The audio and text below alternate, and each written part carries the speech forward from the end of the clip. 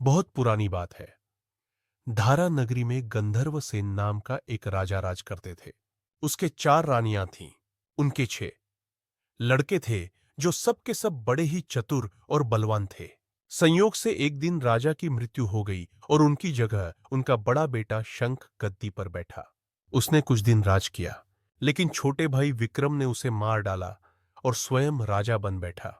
उसका राज्य दिनों दिन बढ़ता गया और वह सारे जम्बूद्वीप का राजा बन बैठा। एक दिन उसके मन में आया कि उसे घूमकर सैर करनी चाहिए और जिन देशों के नाम उसने सुने हैं उन्हें देखना चाहिए। सो वह गद्दी अपने छोटे भाई भर्तृहरि को सौंपकर योगी बनकर राज्य से निकल पड़ा। उस नगर में एक ब्राह्मण तपस्या करता था।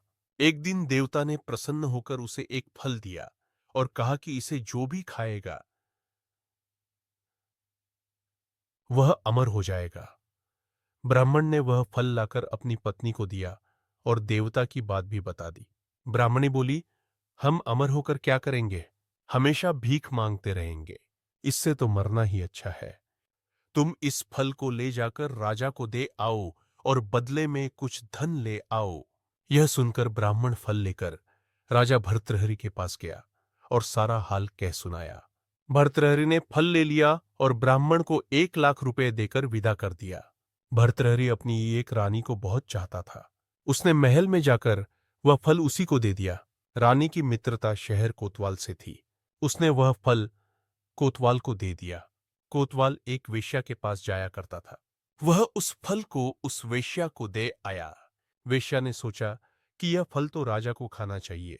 वह उसे लेकर राजा भर्तृहरि के पास गई और उसे दे दिया। भर्तृहरि ने उसे बहुत सा धन दिया, लेकिन जब उसने फल को अच्छी तरह से देखा तो पहचान लिया। उसे बड़ी चोट लगी, पर उसने किसी से कुछ कहा नहीं। उसने महल में जाकर रानी से पूछा कि तुमने उस फल का क्या किया? रानी ने कहा, मैंने उसे खा लिया। राजा ने वह फल निकालकर दिखा दिया। रानी घबरा गई और उसने सारी बात सच सच कह दी। भर्तृहरि ने पता लगाया तो उसे पूरी बात ठीक ठीक मालूम हो गई। वह बहुत दुखी हुआ। उसने सोचा, यह दुनिया माया जाल है, इसमें अपना कोई नहीं। वह फल लेकर बाहर आया और उसे धुलवाकर स्वयं खा लिया। फिर राजपाट छोड़ योगी का भेष बना जंगल में तपस्या करने चला गया। भर्तृहरि के जंगल में चले जाने से विक्रम की गद्दी सूनी हो गई। जब राजा इंद्र को यह समाचार मिला तो उन्होंने एक देव को धारा नगरी की रखवाली के लिए भेज दिया। वह रात दिन वहीं रहने लगा। भर्तृहरि के राजपाट छोड़कर वन में चले जाने की बात विक्रम को मालूम हुई तो वह लौटकर अपने देश में आया। आधी रात का समय था। जब वह नगर में घुसने लगा तो देव ने उसे रोका। राजा ने कहा, मैं विक्रम हूं, यह मेरा राज है। तुम रोकने वाले कौन होते? देव बोला, मुझे राजा इंद्र ने इस नगर की चौकसी के लिए भेजा है। तुम सच्चे राजा विक्रम हो तो आओ पहले मुझसे लड़ो। दोनों में लड़ाई हुई। राजा ने जरा सी देर में देव को पछाड़ दिया। तब देव बोला, हे राजन, तुमने मुझे हरा दिया, मैं तुम्हें जीवन दान देता हूं। इसके बाद देव ने कहा, राजन, एक नगर और एक नक्षत्र में तुम 3 आदमी पैदा हुए थे। तुमने राजा के घर में जन्म लिया, दूसरे ने तेली के और तीसरे ने कुम्हार के। तुम यहां का राज करते हो। तेली पाताल का राज करता था। कुम्हार ने योग साधकर तेली को मारकर शमशान में पिशाच बना सिरस के पेड़ से लटका दिया है। अब वह तुम्हें मारने की फिराक में है, उससे सावधान रहना। इतना कहकर देव चला गया और राजा महल में आ गया। राजा को वापस आया देख सबको बड़ी खुशी हुई। नगर में आनंद मनाया गया। राजा फिर राज करने लगा। एक दिन की बात है कि शांतिशील नाम का एक योगी राजा के पास दरबार में आया और उसे एक फल देकर चला गया। राजा को आशंका हुई कि देव ने जिस आदमी को बताया था कहीं यह वही तो नहीं है। यह सोच उसने फल नहीं खाया, भंडारी को दे दिया। योगी आता और राजा को एक फल दे जाता। संयोग से एक दिन राजा अपना अस्तबल देखने गया था। योगी वहीं पहुंच और फल राजा के हाथ में दे दिया। राजा ने उसे उछाला तो वह हाथ से छूटकर धरती पर गिर पड़ा। उसी समय एक बंदर ने झपटकर उसे उठा लिया और तोड़ डाला। उसमें से एक लाल निकला, जिसकी चमक से सबकी आंखें चौंधिया गईं। राजा को बड़ा अचरज हुआ। उसने योगी से पूछा, आप यह लाल मुझे रोज क्यों दे जाते हैं? योगी ने जवाब दिया, महाराज, राजा, गुरु, ज्योतिषी, वैद्य और बेटी, इनके घर कभी खाली हाथ नहीं जाना चाहिए। राजा ने भंडारी को बुलाकर पीछे के सब फल मंगवाए। तुड़वाने पर सब में से एक एक लाल निकला। इतने लाल देखकर राजा को बड़ा हर्ष हुआ। उसने जौहरी को बुलवाकर उनका मूल्य पूछा। जौहरी बोला, महाराज, ये लाल इतने कीमती हैं कि इनका मोल करोड़ों रुपयों में भी नहीं आंका जा सकता। एक एक लाल एक एक राज्य के बराबर है। यह सुनकर राजा योगी का हाथ पकड़कर गद्दी पर ले गया।